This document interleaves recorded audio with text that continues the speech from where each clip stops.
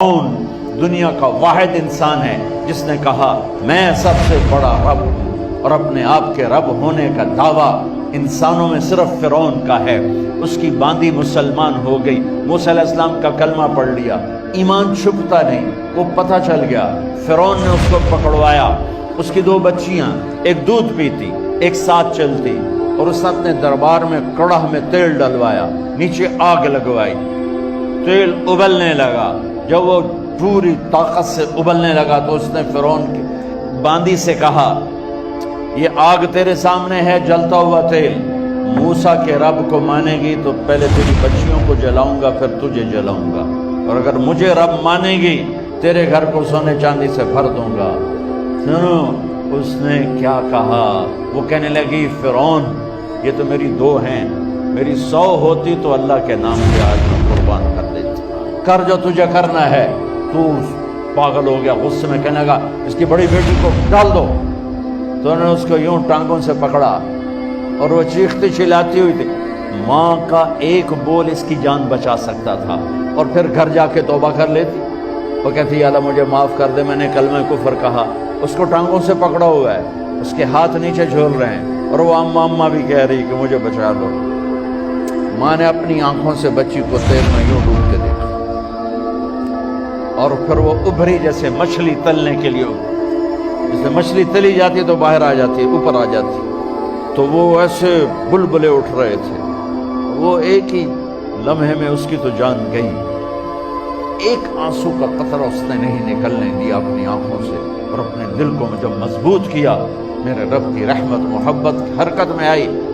اللہ نے ماں کی آنکھوں سے پردہ ہٹا دیا، اور ماں نے اپنی بیٹی کی روح کو نکلتے دیکھا، اور وہ کہہ رہی ہے ماں جی ڈرنا نہیں، صبر کرو، جنت تیار ہے، جنت تیار ہے۔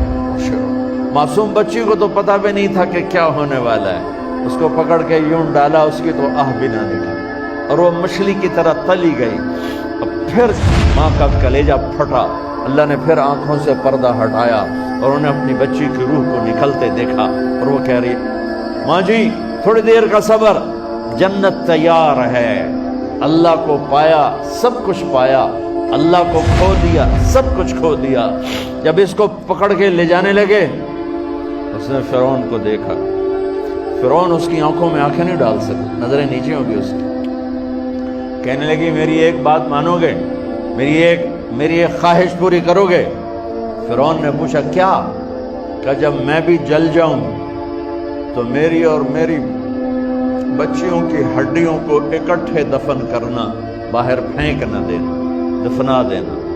فرعون نے کہا تمہاری یہ خواہش پوری کی جائے۔ انہوں نے کہا پیچھے ہٹ جاؤ، میں نے اللہ کو جان دینی ہے، مجھے دھکا دینے کی ضرورت نہیں ہے، میں اپنے اللہ سے ملنے جا رہی ہوں۔ سبحان اللہ، جب اللہ مطلوب ہوتا ہے تو موت محبوب بن جاتی۔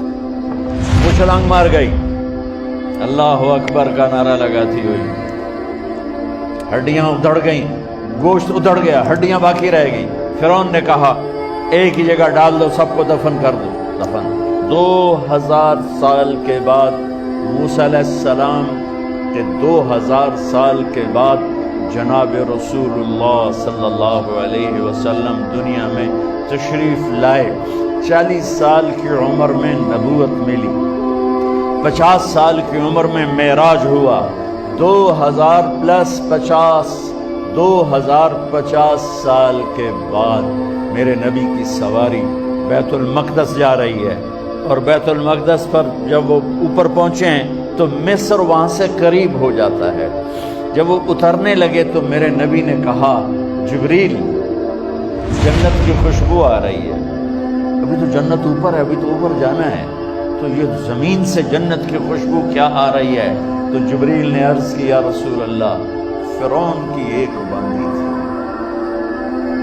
جو اللہ سے سودا کر گئی جان کا اور اپنی بچیوں کا، اس کی بچیوں کی ہڈیوں کو جہاں دفن کیا گیا ہے، یہ خوشبو جس دن انہیں دفن کیا تھا اس دن سے لے کر آج تک یہ خوشبو آ رہی ہے، اور یہ قیامت تک آتی رہے گی۔